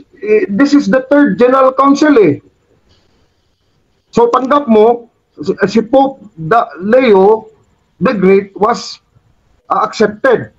Hindi yung Patriarch of Jerusalem or Patriarch of Constantinople o Alexandria or Antioch ang leader, kundi ang Pope pala, si Leo the Great. Yes or no? Categorical. Hindi siya leader. Hindi siya ang nagpatawag lahat ng council. Walang Pope ang nagpatawag ng council, kundi ang Emperor ang nagpatawag ng council. Lahat ng 7 ecumenical council, lahat yan Emperor ang tumawag. Opinion lamang. Hindi. Hindi opinion, libro ko to. Libro ko. Libro mo yan. Iba libro ko eh. Sige, sunod na tanong. Hindi. Next question. Magtatanong ako. Next question. Itong the General Council of Chalcedon, ito, ika-4 na to. Pasok to sa 7th General Council of Chalcedon. Sa Eastern Church din to. Leo the Great also presided also. Tanggap mo to. Nakinikilala. Ito talaga si Leo the Great. Yes or no? Walang partner kung Constantinople dito. Tanggap mo, hindi. Hindi malinaw ang tanong mo, kaya pass mo ako dyan. Hindi malinaw kung siya, sinasabi mo lang tanggap eh. Hindi malinaw yun sa akin eh, kaya pass ako dyan. Ang tanong mo ay hindi malinaw. Hindi categorical yan. Sige. Sunod na tanong na naman. Itong sa Second General Council of Nicaea, 787, si Pope Hadrian I was also recognized again as a leader among the churches. Tanggap mo to hindi, Pope Hadrian I, the Second General Council of Nicaea. Kasama to sa 7 General Council eh. Tanggap mo hindi, yes or no? Pag hindi mo tanggap, sabihin mo no. Pag tanggap mo, sabihin mo yes, tanggap ko, Brother Alvin. Pass ko yan, dahil ang hindi malinaw yung tanggap mo na sinasabi mo na leader eh. Maraming leader. Next question. Hindi yan malinaw. Next question. In 870, corrected ako kanina pala, 870, the 4th General Council of Constantinople, ito yung kapito. Leo IX again was also considered by the Patriarch of Antioch. Leo IX, Pope Leo IX, wala namang Pope Leo IX nasa Patriarch of Constantinople. Tanggap mo to. Starring din. Leader din. Tanggap mo hindi, yes or no? Pass dyan, hindi categorical. Lahat sila leader eh. 5 ang leader dyan. Kaya pass. Ang question mo medyo tricky. Tricky ang question mo. Kaya pass ako dyan. Leader lang ang sinasabi. Sinasabi ko tricky yan eh. Pass ako dyan. Tricky ang tanong mo eh. Tricky. Hindi sinasabi. Marami silang leader dyan. Teka. Moderator's time. Pastor Jomari, nagsaside comment na naman po kayo, no? Pass ako dyan, pass. Opo. Warningan kita ulit, Reverend Jomari. Isang first warning niyo po sa round na ito. Sige po, patuloy po. Tatay Alvin, meron pa po kayong natitirang oras, 4 na minuto po. Sige po. Sige. On July 16, 1054, ito, yung libro, The Pope's 20th Century History, Pope Leo IX excommunicated Michael Serrarius, the Patriarch of Constantinople. Ang tanong ko sa iyo, sino yung humiwalay? Yung na-excommunicate na una o yung nag-excommunicate? Alin sa dalawa? Pas ako, mamaya ako sasagutin. Parehas sila nag-excommunicate eh. Tricky. Okay, next question. Pas ako dyan. Tricky ang tanong eh. Tanong. Huwag ka na mag-save comments kung magpas. Okay. Tayo. Sunod na tanong. Sabi mo, pinili namin in 1054, Catholic Church, Catholic. Tapos lang sa inyo, niretain nyo, Orthodox. May ano pa na, Greek Orthodox sa amin, Roman Catholic. Ang tanong ko sa iyo, kami meron sa Biblia, Catholic Church, letra po letra in the Greek. Sa inyo, meron bang Orthodox Church, Orthodoxia Ecclesia sa Biblia? Anong talata? Okay, mag-showdown Catholic. tayo dito. Kung sino Catholic nagkwento din. dito. Catholic kami. Catholic. Catholic. That is not the answer to my question. Objection, Mr. Moderator. Okay, there is an objection. Ano pong objection yun, no? Pas Mr. ako dyan. Pas ang Affirmative, ano tanong pong ko. objection? Pas. Hindi, habang objection muna. Mr. Moderator, kasi categorical, sabi niya kanina sa rebuttal niya 15 minutes, sabi niya, kami daw pumili ng Catholic. Yung Orthodox daw, na-retain daw yun for 10 centuries. In 1054, humimalal daw kami, iniwan na namin ang word Orthodox.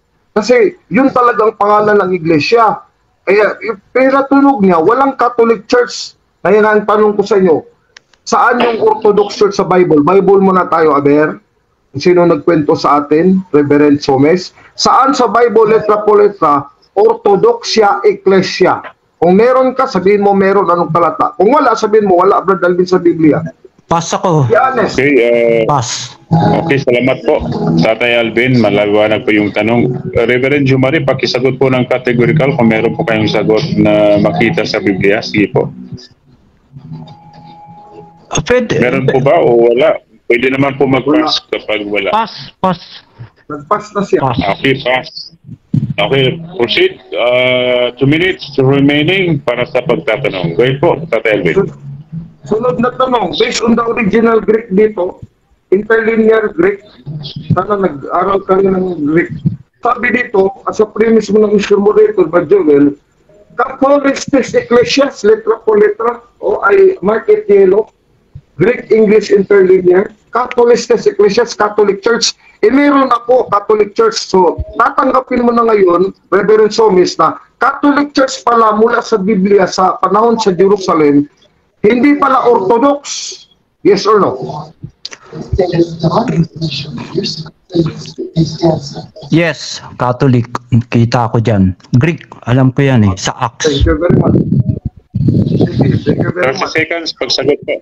Paliwanag. 30 seconds na Papaliwanag ko. pagpapaliwanag. Una, sa Acts, Catholic yan. Pero hindi sinasabi Romans. Dahil tinutukoy niya dyan sa Jerusalem. Hindi Romang Catholic. At ang Orthodox, Catholic din yan.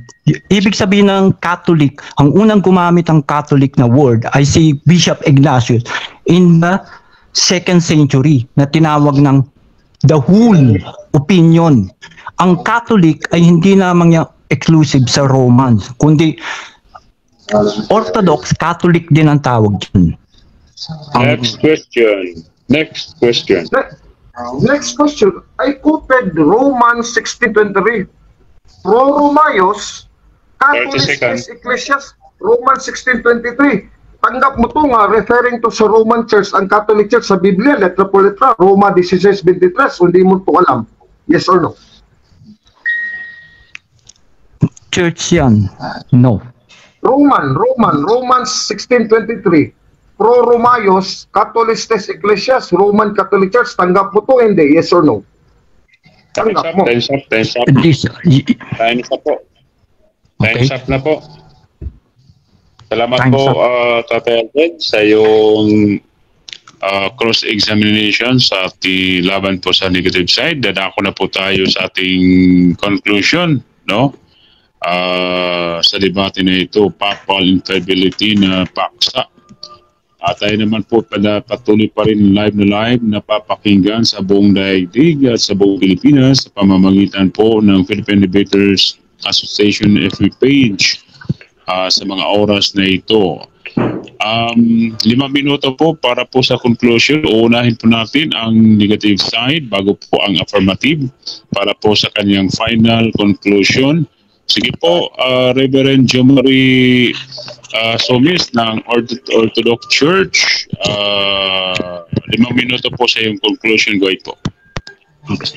Our conclusion, ang papal infallibility ay nagsimula lamang yan noong 1054, noong humiwalay ang Roman Catholic na excommunicate ng Constantinople Patriarchal ang Pope ng Rome. At the same time, excommunicate din ng Pope of Rome ang Constantinople. Ayun ang sinasabi niya, excommunicate. Pareho sila ng excommunicate. And in 1870 lang, naging dogma ang papal infallibility. Doon lang naging formal na dogma yan. Walang papal infallibility before 1870. At ang nag-kumpirma lang yan, ang Vatican I, puro Roman Catholic. At ang Orthodox ay Catholic din yan. Orthodox yan, Catholic din yan. Hindi lamang ang Romans. Ang Book of the Bible na Romans na sinasabi niya, 5:15, ayan ay Romans na sa Book of Romans na itinayo ni Paul at ni Peter, hindi lamang si Peter, pati si Paul. At si Peter hindi naging bishop ng Rome. Kaya walang binanggit si Paul sa letter of Roman tungkol kay Peter dyan.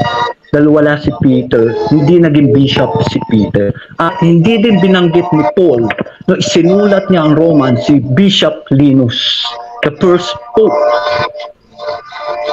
Kaya walang katotohanan lahat ng sinasabi niya tungkol sa Bible na ang Roman Catholic lang, ang papal infallibility, ang siyang supreme.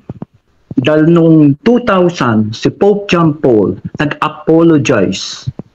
Kung siya ay papal infallibility, bakit siya nag-apologize sa Constantinople na patriarch dahil sa crusade na massacre na ginawa nila sa Orthodox Constantinople Catholic Church?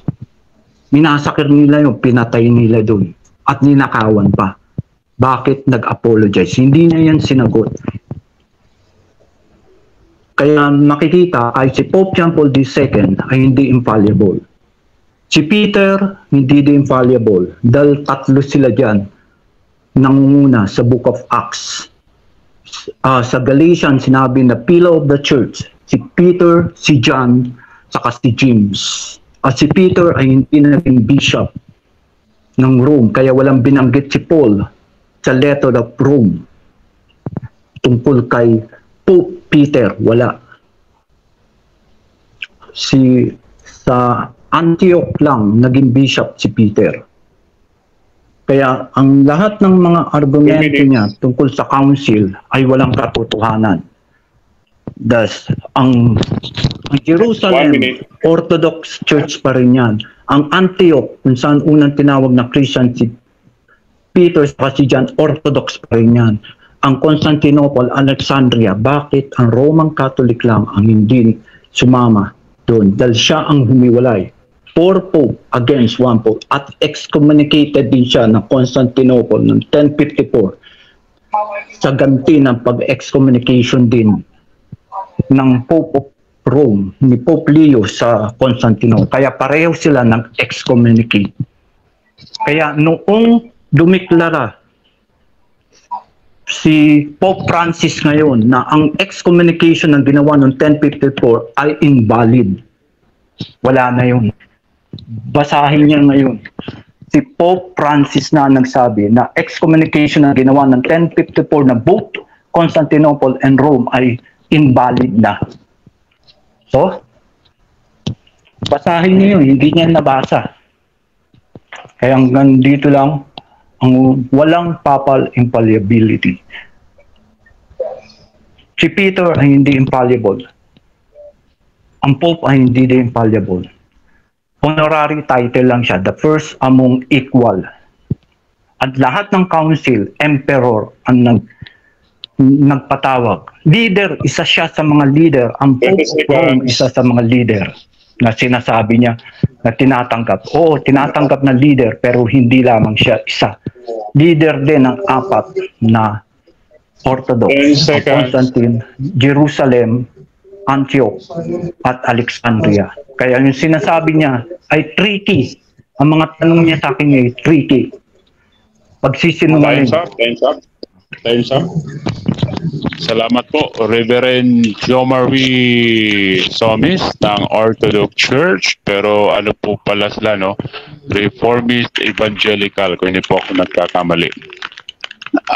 Salamat po, Reverend Jomari Somis, sa yung 5 minutes na conclusion. Dadako na naman po tayo sa affirmative side para po sa kanyang 5 minutes conclusion sa paksa na papal infallibility,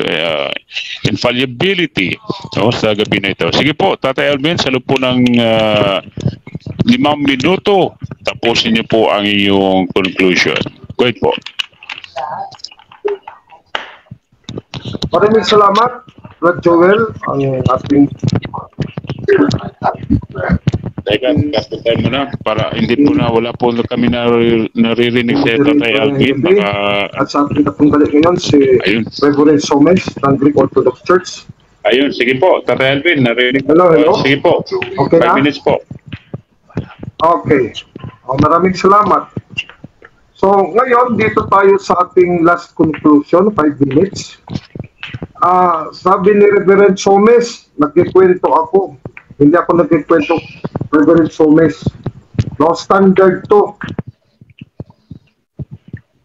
Hindi lang to sa Roman Catholic Church na panig, kundi pati sa Greek Orthodox Church. Actually, wala kong kinut na Western Church eh. Puro to Constantinople, Greek Church. Kaya ikaw ang gumawa ng kwento, hindi mo alam ang history mo at ng iglesia mo. Ngayon, sabi mo, walang Catholic. Before the 10th century, Catholic lang ang na-retain namin. Kami daw ang pumili ng Catholic. Ay, mali! The Nicene Creed, the Creed of Nicaea, the Constantinopolitan Creed, the Creed of Constantinople, yung sa Greek Church na inamin nyo, kayo yan, anong sabi? Credam, Unam, Sanctam, Catholicam, Ecclesiam. I believe in one Holy Catholic and Apostolic Church.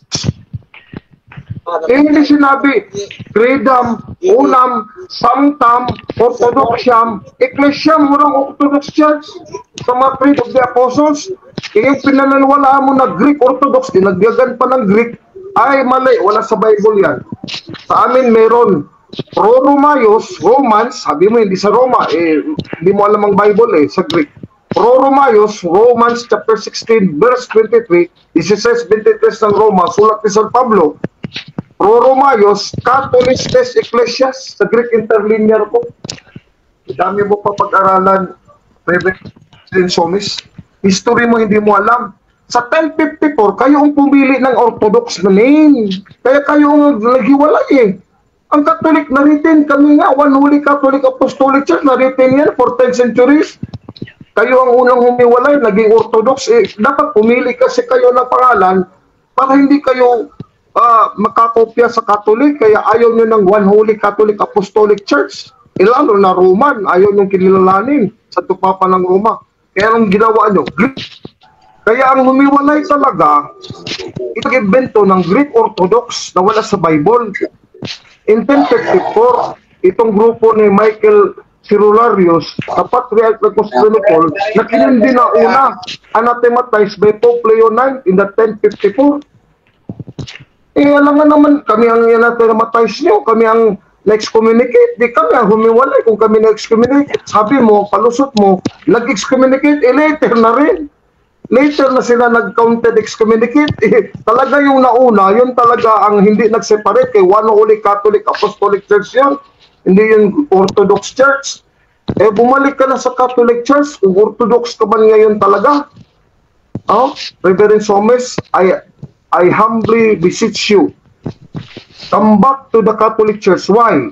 Many Oriental Greek churches, Eastern churches, already comes back to the Roman Catholic Church. Kaya makilala lang sa Papa ng Roma. Katoliko na sila talagang katoliko. Sa'yo, angkin mo lang na Orthodox ka, tapos Catholic din kayo. Hindi pwede Orthodox din, tapos Catholic din. Dapat talaga bumalik sa Catholic Church to be fully Catholic. Kaya nga hindi kayo in full communion, the head of the Catholic Church, the Pope of Rome. Huwag kang magkwento na si Peter is not the Bishop of Rome. Kung basahin mo sa 1 Peter 5 verse 2, sabi dito, Episkopoy si Pedro. Bilang elder, Episkopoy. Sa verse 13, sa 1 Peter chapter 5 verse 13, the church here in Rome, the Living Bible Catholic Edition at Living Bible Protestant Edition, the church here in Rome, salutes you, saludos may San Mark. Ang iglesia dito sa Roma, sumasaludo sa inyo. O napakaliwanag, sa verse 2 sa Greek, Episkopoy, you feed as a bishop to the church. Unang Pedro 5:1-2, Kama 13. Kaya hindi mo pala alam ang Bible eh. Yan ang problema. Kasi hindi ka kasi true Catholic Church, kaya hindi ka interesado magbasa ng Bible. Kasi walang Orthodox Church talaga sa Biblia eh. Maraming salamat po. Tatay Elvin, times na po. Salamat po, Tatay Elvin, sa iyong conclusion, no, sa paksa na ito. So, Diyan po nagtatapos, mga kaibigan, ang ating debate sa Philippine Debaters Association. Sa FB page live po tayo, no, sa pagitan po kay Chief Apologist ng Roman Catholic Church na si Tatay Alvin Gitamundok at kay Reverend Chaplain Jumari Somis ng Orthodox Church. So, bago po tayo tuluyang magtapos, mag-end, ay bibigyan po natin ng pagkakataon na magbigay ng pagpasalamat ang ating mga debaters sa gabi na ito. So, unahin natin siguro si Tatay Alvin Gitamundok. Tatay Alvin, sa iyong pasalamat po sa loob po ng 3 minuto po. Yes, maraming salamat. Una sa Philippine Debaters Association, sa ating head at chief admin na walang iba kundi si Brad Los Casona, sa mga kasamahan natin dito, lalo na sa iyo, Brad Joel, sa yung pag-moderate with us.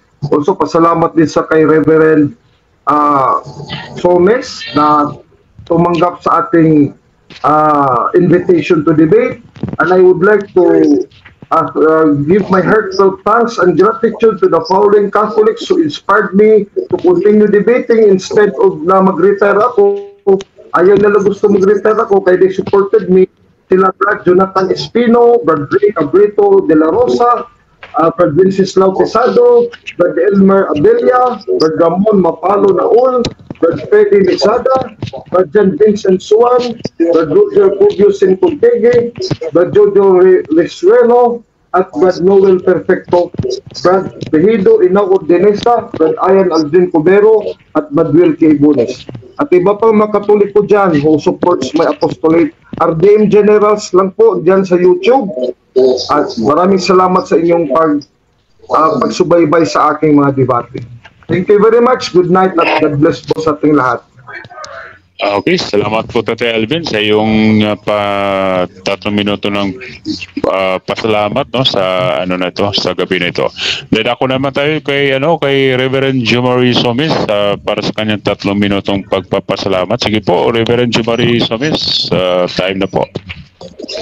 Nagpapasalamat ako sa pagkakataon na ibinigay ninyo na makapag-lecture ako about church history, especially the Orthodox Church, at kay Chief debater ng Roman Catholics, Chief Alvin, na tumanggap sa pagdebate sa akin, and sa Philippine Debaters, maraming salamat sa pagkakataon na ibinigay niyo sa akin. Hopefully, meron pa isa. Patuloy ng pag-aaral ko, and marami akong natutunan din, hindi lamang debate para lamang yun ang side ng isa, kundi matutunan ko din ang mga story nila. Marami akong natutunan, na-educate pa rin ako. Marami pa rin ako dapat na i-research, tingnan. And hopefully na meron pa tong part 2 sa isang talakayan na mag-prepare. Medyo kasi nasa quarantine kasi ako kaya hindi ako masyadong maka-research. Nasa kapatid ako. May sakit kasi father ko, napalipat ako kaya naalangan ako. Kaya wala akong masyadong naiwan ko sa bahay. Kaya ang mga gamit ko doon. Kaya eto na madali. Kaya wala masyado na still nasa quarantine kasi. Pero next time, hopefully meron pa. Prepare talaga ako, magaling talaga siya sa sa mga sa history. Ipiprepare ko na maayos ang aking presentation. And this is not debate para lamang pabagsakin, kundi ito ay study of the church history ng bawat isang mga simbahan, and it is in the individual na bawat isa na magdi-decide kung ano ang totoong simbahan. Ayun ang tanong kasi, who is the true church? Ang tanong, is the Roman Catholic or the Orthodox or the Evangelical or the others? Kaya maraming salamat sa lahat ng pagkakataon na makapresent ako ng lecture, not debate sa akin, but a lecture sa inyo. And next time, hopefully, kung pagbibigyan ninyo ako, magpiprepare ako ng husto, ng husto ng mga gamit ko. Maraming salamat. Okay, God bless. Salamat po, Reverend Jomari Somis, sa iyong 3 minutes. Hindi namin inaasahan at inakala na nasa quarantine facility po kayo ngayon. So, nadalhin po namin kayo sa mga dasal din namin para sa God's healing para po sa inyo, Reverend Jomari Somis. Maraming salamat kay Tatay Alvin Gitamunukid sa kanyang pagtitiis sa pagbigay ng pagkakataon at oras dito sa Philippine Debaters Association. Ito po magiging mabuhay ang Philippine Debaters Association kapag wala po yung mga bigating debaters sa ating bansa, lalo na po mula sa Roman Catholic Church at sa ibang mga relihiyon na nandito po ngayon sa gabi na ito. Ang pakay po natin, bakit nagkaroon po ng mga ganitong usapin, debate, ay para po marinig po natin ang bawat relihiyon, ano po ang kanilang pinaglalaban ng mga pananampalataya, para po sa ganun ay magkaroon po tayo ng pagtimbang-timbang sa iba't ibang mga aral at doktrina mula sa iba't ibang reliyon, at tayo po magdasal sa Panginoon para tayo magbigyan ng wisdom to determine, to discern paano po yung nagsasabi ng tama at nagtuturo ng tama ayon po sa mga aral sa Biblia at sa mga history sa mga relihiyon. So muli mga kaibigan, ito po si kapatid na Joel Miray ng Sunday Apostolic Christian Catholic, ang saksi sa tunay na Iglesia ni Cristo sa tamang daan sa Iglesia ng Diyos. Muli, magandang gabi po.